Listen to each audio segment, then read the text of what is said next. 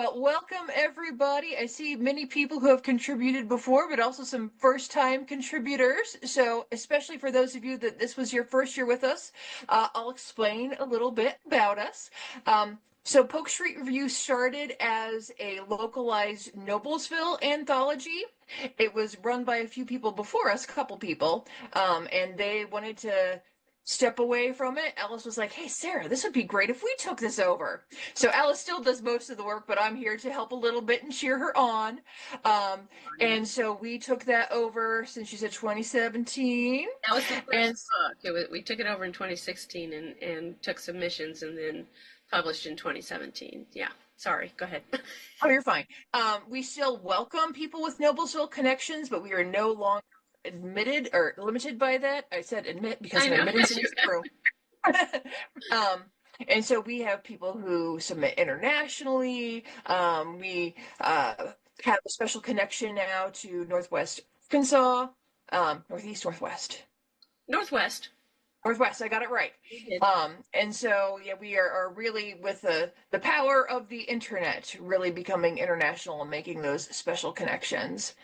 We like to do a theme each year. It is an optional theme, but the theme of this year's book, as you know, was Behind the Veil, and it was really interesting seeing your interpretations of that theme. And I want to say we greatly enjoyed being able to see the creativity in this year's book through images, through poetry, through prose. It was just delightful to see that all come together. So, the purpose of tonight is to celebrate the book, but also writing and art can be very solitary pursuits. And so, just a time to gather and celebrate each other and have that community is nice. Yeah, it is. It means the world to us. And at Mhm. the end, we always leave time for a Q&A, which lasts as long as people want a Q&A. And so that's during presentations, we ask people to be muted unless they're presenting. And we run through those really fast too. We don't pause to talk about that piece. We move on because, we want to get, these things as much as we can in the short space of time before everybody's like, my butt is sore, I want to get away from this computer, so but when it is Q&A time, everybody unmutes and we just try to raise hands and talk and shout and have fun. So don't be afraid to do that when the time comes. Okay. All right, I'm pulling up our awards if you feel ready there, Alice. I'm ready. First up, I'll just say that we usually do the awards in this order: artwork first, prose next, poetry, then our special awards, and then our award of merit, or AKA best in book. That's what we like to call it, like best in show. So, okay, Sarah E., tell me when you're ready and I'm ready. I'm ready if everyone can see the big awards going I across. can see it, and I will say, Excellent. in our awards category, we had a tie for third place. We have Rainbow Detectives by Ellie Garvey, which is delightful, and Ghost Shiner by Eliza Gellis. So yay for our third place winners. Our second place in images is Runaway Bride by Megan, who likes to go by Meg Rosich. I'm not sure if I said that right. Oh, Oh, I'm you got her sorry. last name wrong.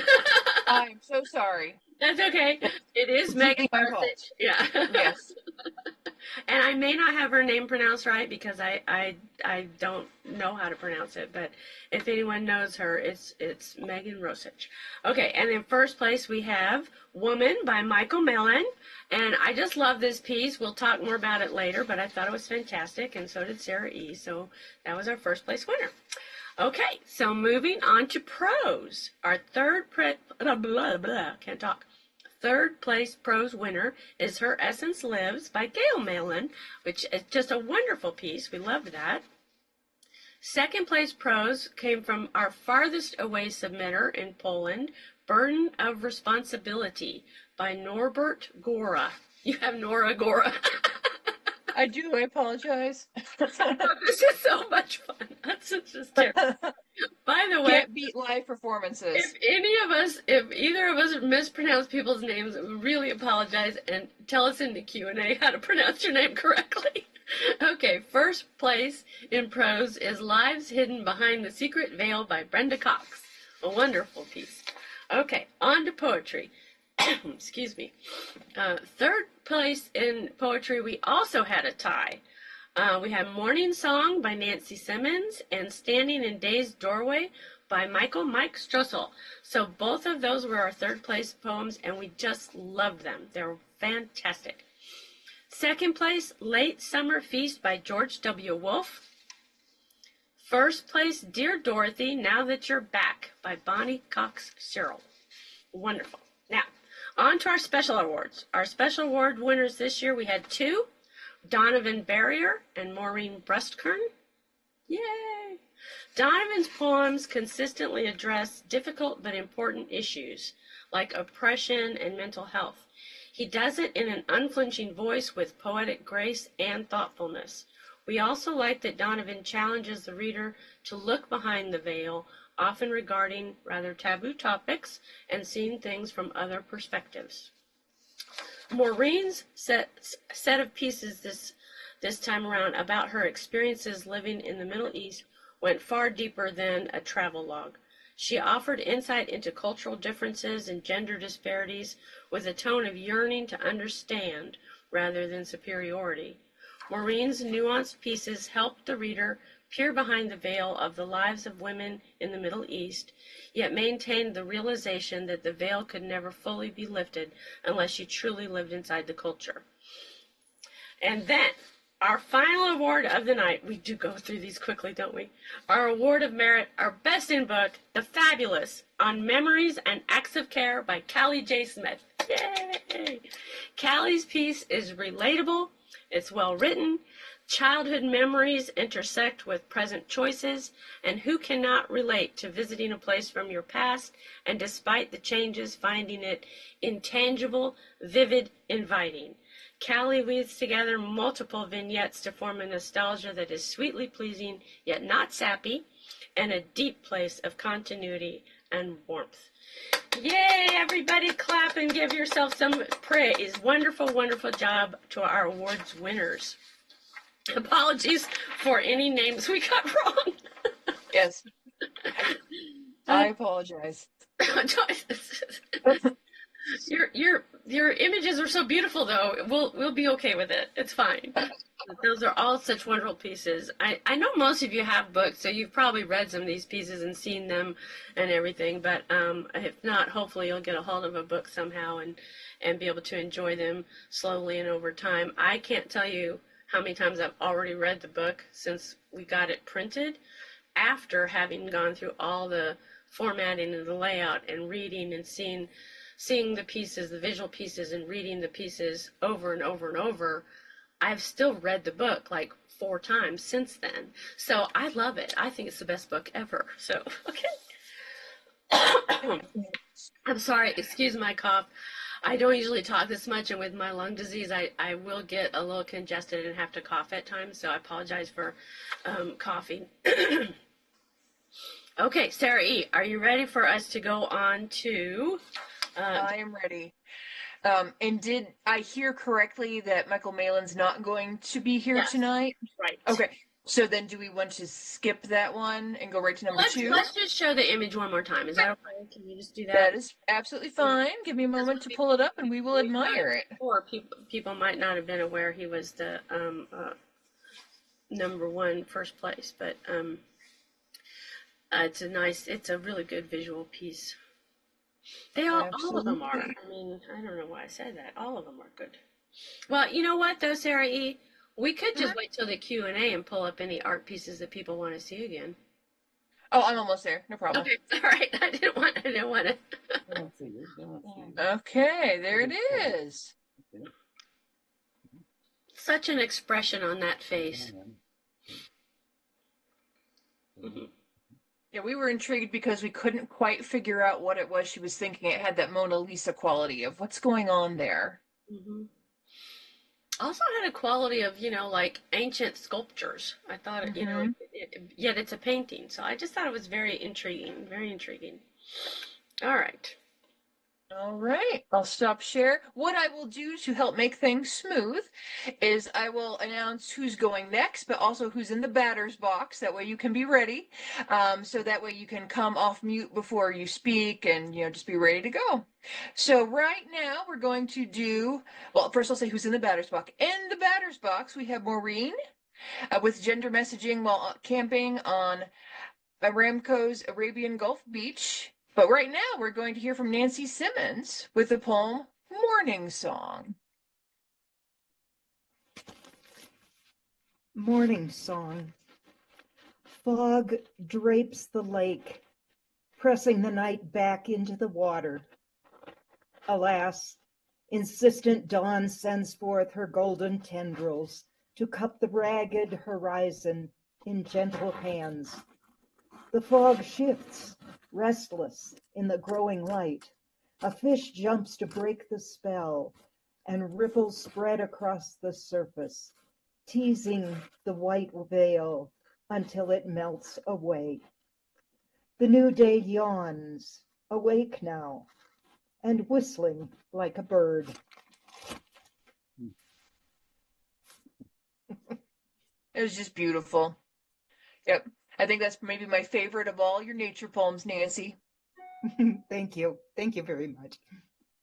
All right. In the batter's box, we have Megan. But right now, we're going to hear from Maureen Brustkern, gender messaging while camping on Aramco's Arabian Gulf Beach. Yes, and this was in Dhahran, Saudi Arabia, or outside of there.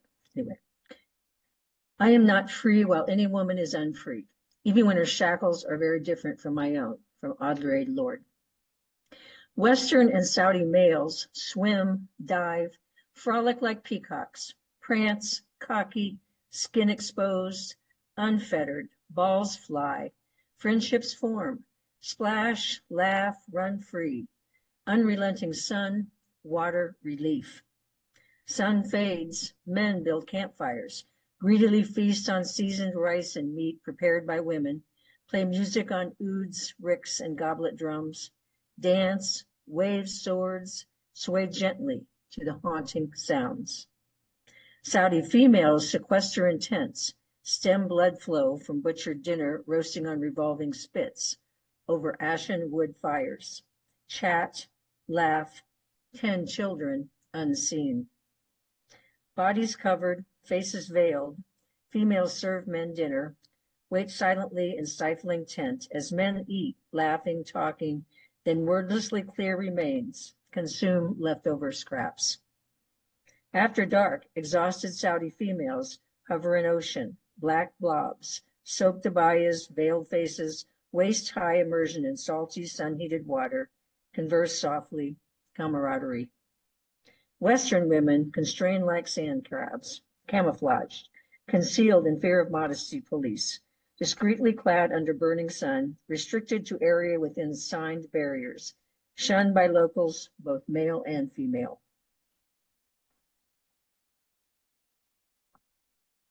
Well done. I remember when you brought that to a poetry group and I was struck immediately by it then. It's a very powerful poem. In the batter's box, we have Gail. But right now we're going to hear about Runaway Bride with Megan Rosich. I can pull that image up as we talk. Is Megan here? I don't think Megan's here. Okay. But in the book, she did send in a description of her piece. And I hope you guys all read that or get a chance to read it. I could read it real quick if I could find it. I didn't think to find it. I'll try to find it for Q&A. How about that? We'll just keep going.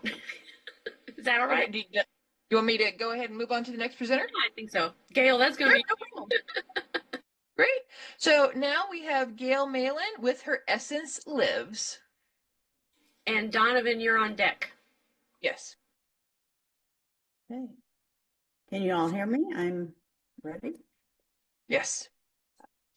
After waking up early one morning this summer, I went to the bathroom and thought about getting up and starting my day. The bed was still there when I returned, inviting me back. I crawled in again and a convoluted dream began. In the dream, I was teaching in a school unfamiliar to me. There I noticed that particular school smell, the whiff of paper, books, children's sweat, and cleaning solutions made me feel at home. The sound of children's voices in the background and the knocking of chairs against the desks welcomed me. I recognized some of the students and parents from my many years of teaching, and I had a sense that I knew them. It was an extraordinary day at school as the PTO, parent-teacher organization, was having a celebration and was delivering gifts to all the students in their homerooms. When they came into my classroom to present the gifts, I was in the middle of a lesson. The students were quiet, well-behaved, and on task. I felt in control and competent. Many visitors were there that day, wandering around and observing. They were older educators who seemed ethereal, almost like angels, familiar to me. As they walked around and interacted with the students, I felt the essence of who they were, teachers from my past, who had influenced me over the years, but their names escaped me. The gifts the PTO delivered were quite generous. Each student received a brand new suitcase made of sparkly plastic in an array of bright colors and styles, quite fancy. Each child was so excited to receive one. There was no fighting or arguing about which one they got. I noticed that in the other classrooms and grade levels, the students had received furniture and even an electric fountain. One of the parents asked me if I wanted a fountain for my house, as they had an extra one. Beautiful, I told her. I will think about it.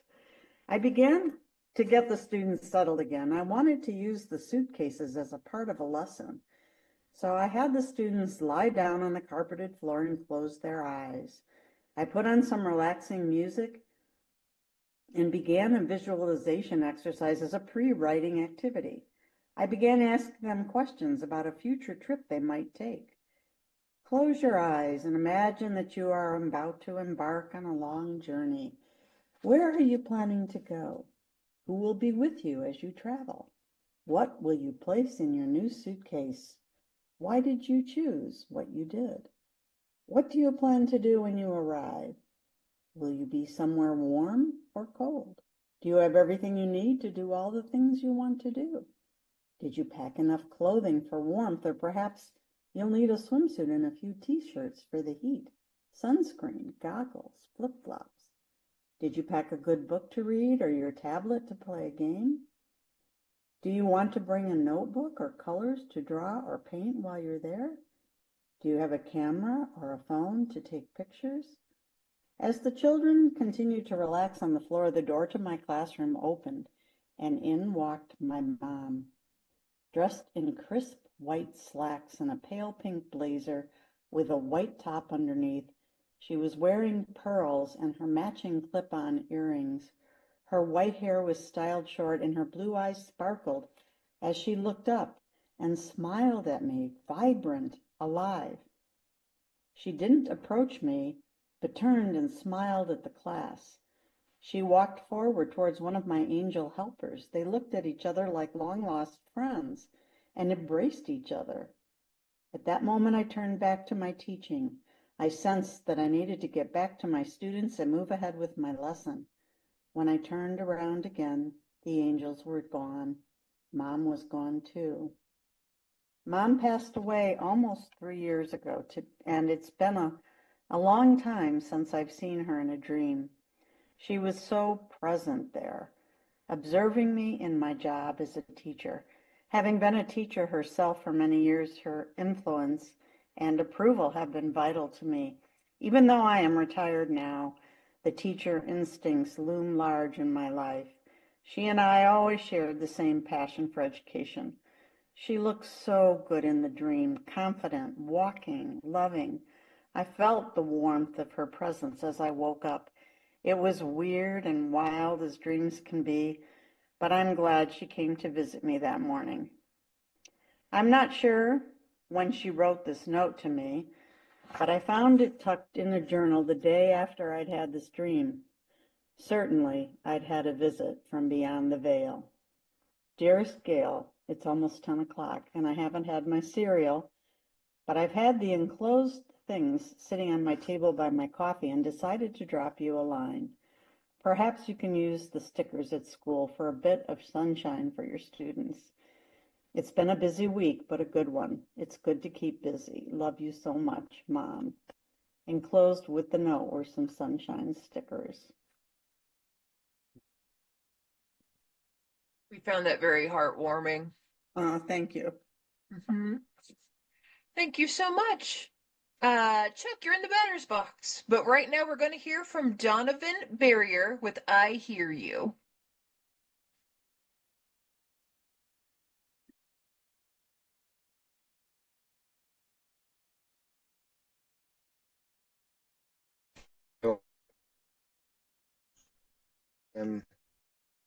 All right, can you all hear me now?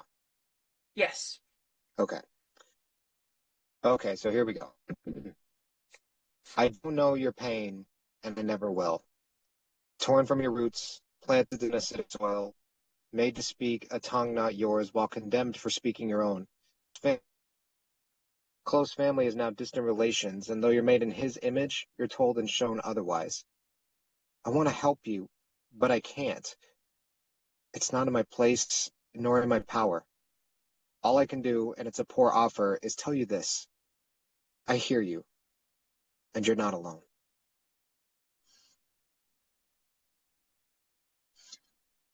You can see why Donovan got one of our special awards. Always, very powerful poetry and words. Courtney, are you here? You are in the batter's box if you are. Courtney.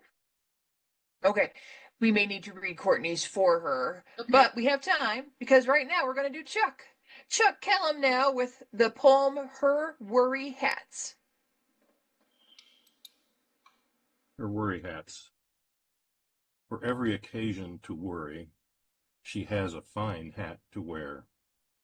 While some are a lonely burden, still others she'd gladly share. Each day, it seems, brings something new for which to fret and care, and each one that she dons in turn gives form to what she bears. Some are short and stout, some are tall and thin, others broad and deep, and some, though starting quite petite, expand to what's within. Depending on the mood, each styled to suit and worn to fit the exact way she shall brood. Each hat she wears accents the day with how she keeps her head, as in the fray she battles away against anxiety, despair, and dread. That's it. I thought that was such a fun metaphor to use for that. Bonnie, you're in the batter's box. And Alice, would you like to read Courtney Knowles' poem Forbidden? I can give it a whirl. I'm sure I won't do it the justice that she would. I know it's on page 63. Here we go. Okay. Forbidden by Courtney Knowles. Maintaining purity by accepting obscurity with invisible breath under a stifling mask. An intricately constructed web of modesty spun of tender filaments. In wisps of stillness, faintly murmured sighs, such slight transformations. Hesitant steps, a crescendo playing an escort to agony. Morals bend and rupture, crimson footprints in their wake, concentric circling patterns. Spiders wrap their prey in darkness, rendering life insignificant, muted, and defenseless. Seclusion is a dissection, portion by painful portion. Removing human existence from heart, mind, body, and soul, the psyche is an unbalanced scale. Clenched fists broadcast internal apprehension, tucked away from the view of so many prying eyes, an uncomprehending vision reigns, 1,000-yard stare and muffled fears held deep. No protection from others, the secrets they stow in shallow expectations current, an outfit woven with threadbare stitches, external expressions voiceless, with internally echoed screams and indifferent covered ears. There is no way to break loose the woven threads, nor rend forced joinings' unspoken path. Forever walking behind, the depths of division remain suspended in the air. Shattered reconstruction held together in abounding strands of preconception. Shadows fade within visible perception, a forlorn existence marked with interlaced desolation. Maintaining purity by accepting obscurity with invisible breath under a stifling mask. An intricately constructed web of modesty, spun of tender filaments. That's it. I hope I did her proud. I think you read that beautifully. There's always such a psychological element to Courtney's poems. Yeah. George, you're in the batter's box.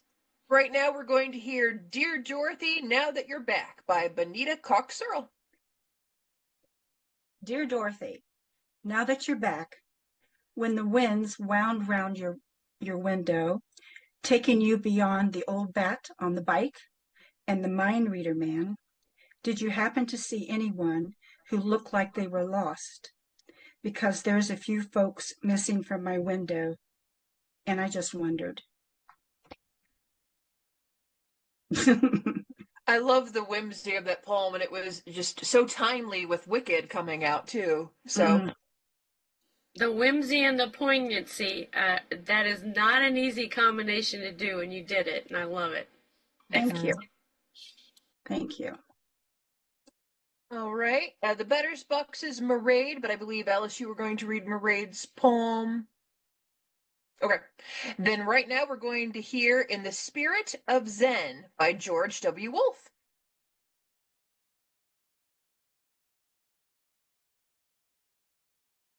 I think you need to unmute, George.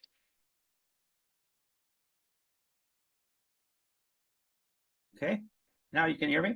We're good. The poem was inspired by the book Zen and the Art of Archery, and also by a movie I saw of depicting Rama, the Hindu deity, sending an arrow into the sky to bring down lightning to kill the demon to set free his wife, Sita. So it's kind of a mixed soup, right? With patience, draw back the will to follow the archer's path. Take aim to penetrate the sky with your melodies of silver that warm the silence and still the quivering breath. Let go of becoming, ask without words, seek without longing, knock without sound. Wade through streams of time into the sanctuary of being, and there wait for the arrow of insight to slay all you think is real.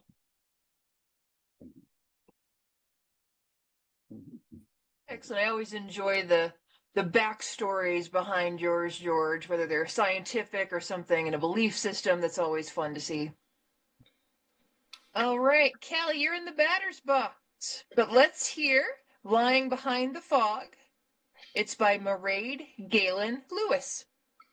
Okay. Read by Alice. Yes, I will read this, but I'm going to give you guys a little caveat. The last line of this poem is actually Gaelic.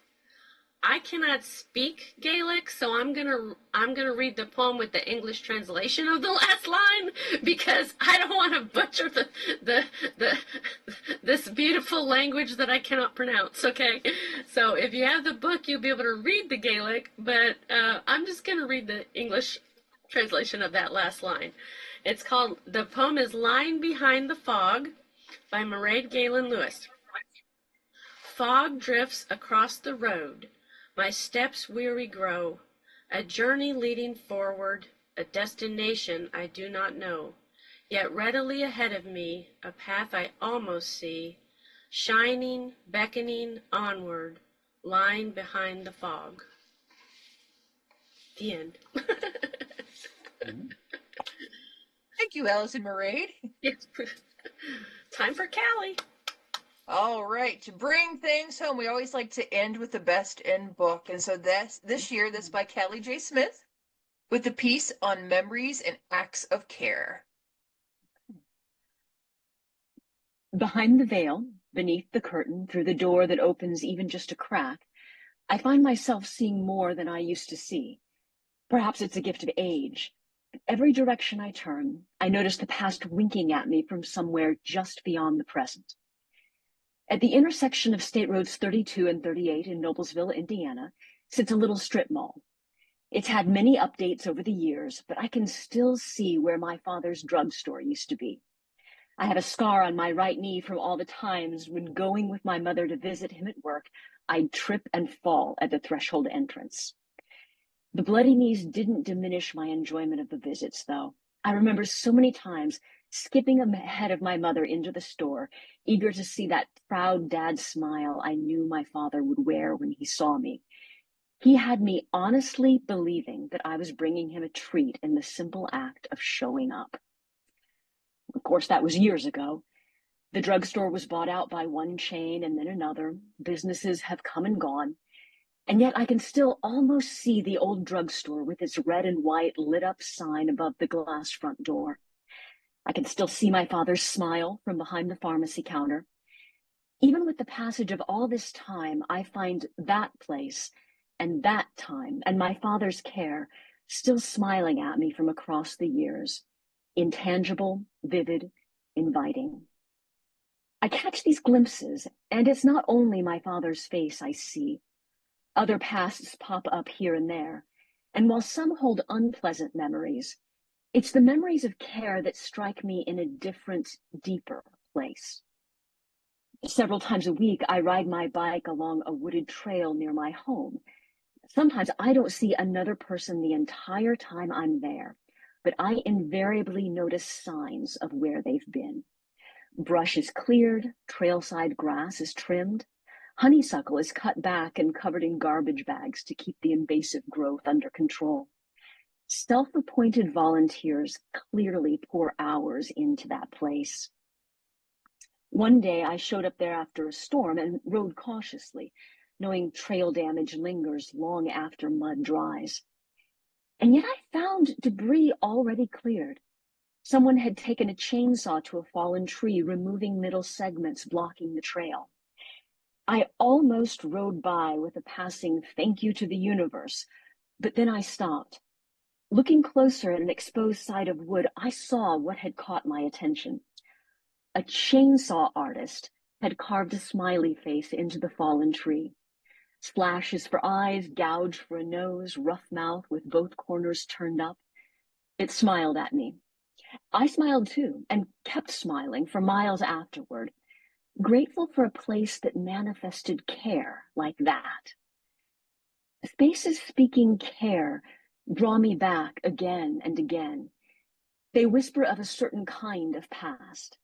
Body, mind, imagination, I'm caught by the feel of these places where care has lived. My grandmother used to live on a hilltop outside of Mooresville, Indiana. She dreamed of creating a bird sanctuary in her backyard and the woods beyond it. She'd wear this glad expression as we walked around the yard and filled her bird feeders. The skin at the edge of her eyes would crinkle with a smile as I'd help her clean the bird baths. She'd take me to see the latest flower she'd planted, and then her gaze would take in the yard as if she could already see the park benches she planned to place along the wood's edge. She never actually reached the park bench stage of her planning, but she'd tell me about it as if she were telling me a grand story. She loved tending that space. I suspect she also loved tending me. So many places do not tend well to life. So many social dynamics lean toward polarization and anger. All the more the places and people who have cared deeply and tended well linger in my imagination. Whatever else the world holds for me, it holds this. A past still simmering under the present, warming with a warmth every bit as real as any cold or harm now. Old acts of care still draw my eyes to fallen trees where a chainsaw artist might have passed. These memories have me driving by my father's old drugstore and smiling as if I were returning his smile even now. I let myself remember, receiving all that care as both benediction and promise. These days, 2 little bird feeders hang on a shepherd's hook outside my back window. 2 feeders do not a bird sanctuary make, but they do keep me in mind of my grandmother's smile and her dreams. They help me remember what I want never to forget. There are smiles still to smile, and there are lives still to tend.